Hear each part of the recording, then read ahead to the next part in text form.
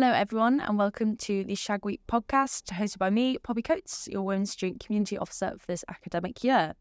Today's episode is titled Stress to Caress and we'll focus on all things kind of sex and mental health. So I'm joined today by the excellent Olivia, VP Wellbeing and Diversity, and Hanani, who is an advisor from the Advice Centre. Did you want to introduce yourselves a little bit? Hi everyone, I'm Olivia. I'm your Vice President, Wellbeing and Diversity for the Student Union, and I essentially am here to make student life better in regards to wellbeing and diversity, and I work on a manifesto to try and help that and support in the community. So one of those. So yes, hello, I'm Hanani. I'm one of the advisors at the Advice Centre, so we give academic, housing and wellbeing advice. So yeah, anything that you're struggling with, you can come speak to us. You can also come get condoms and free STI kits from us. So let's start with a little bit of statistics. So from 2016-17 to 2022-23, undergraduates at UK universities experiencing mental health issues went from 6% to 16%. So I want to start with, how can mental health impact university students in general, whether that's returning students or new students? I think that mental health plays a massive part, and it's something that everyone deals with, but university amplifies it. I mean, university can be completely overwhelming, especially if you're a fresher, but even if you're a second or third year, it can be very overwhelming trying to balance like relationships alongside your degree and also like extracurricular activities and everything like that. It can be a completely like overwhelming time.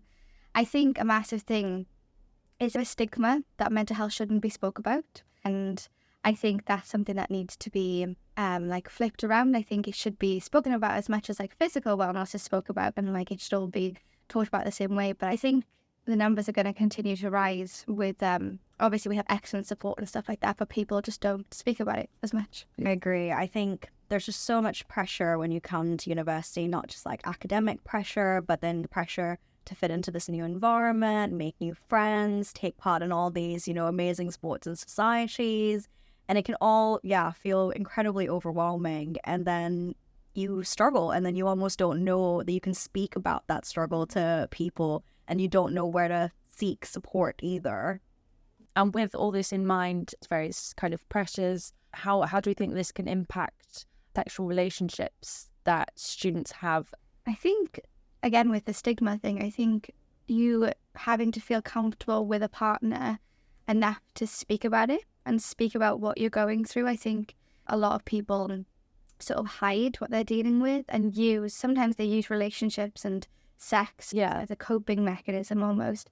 But I think it can be massively toxic if you don't speak about it, and it's not something you speak about in relationships, because it can be something that can be triggered by something in a relationship. Yeah, and it's important when you're in a relationship or starting a new sort of sexual, partnership, just to be open about, what you're going through, how you're feeling, because it can impact parts of your relationship. So you want to be able to tell them, hey, this is what's going on. And depending on how you're feeling can also impact your own self-esteem, and that can then impact the relationship as well. So it really is just about having those open and honest conversations. Yeah, also the pressure to have a relationship or have sex in university, that can be a massive thing that's detrimental to people's mental health as well. Yeah. So even if it's not you bring in a mental health concern into a relationship, it can cause mental health issues as well if that's something that you feel you're pressured in doing. Kind of a big question, but how, we've spoken about having, good communication and open and honest conversations, but is there any other ways that people could potentially manage this kind of any pressures that they feel? Yeah, I think not feeling like you have to take on everything. You don't have to say yes to, everything, just because someone else is doing it, not giving into that peer pressure almost. And being in touch with yourself, understanding, where you are, going at your own pace. I think that's important as well. Yeah, definitely. I think conversations are key, as Hanani said. I think having that conversation with your partner in a relationship, and I think if you're in a relationship, then you have that sort of element of comfort with it, and you should be able to feel that you can have that conversation and talk about how this is something that you have experienced before, or is this something that you're dealing with? And I think that is definitely key, and that's something that I think the biggest advice would just be to speak about it, have a conversation about it.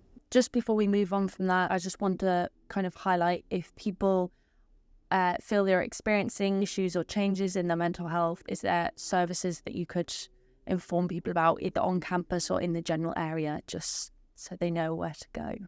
Well, you can come speak to the advice center. So anything that you're struggling with, even if we aren't the best people to support you, we can definitely signpost you to the right teams, obviously the wellbeing team at the university, your local GP as well. It really is just knowing, where to go to for support. Yeah, and everyone's there to help you.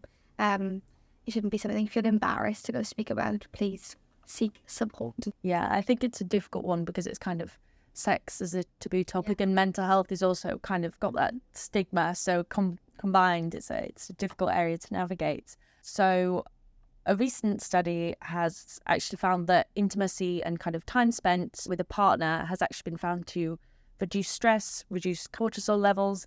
And so flipping the conversation, how can sexual relationships and sex be beneficial for mental health if done in a safe and consensual manner? I think it's all about the comfort level you feel with the individual that you're with.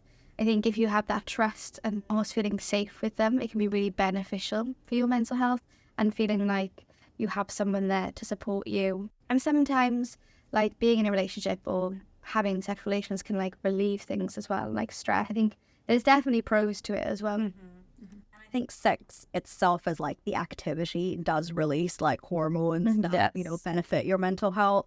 And it can also reduce, certain hormones that increase stress levels. And I think also, just on the topic of sexual activity, don't be afraid to have your own sexual activity, masturbate, because that can also increase those hormones that, release endorphins and make you feel lighter and happier. And it also just makes you in touch with your own self and your own body, so you know what you enjoy, so that when you go into these sexual relationships, you know what you want. Definitely. Does anyone have any closing statements, any final thoughts regarding mental health and sexual relationships?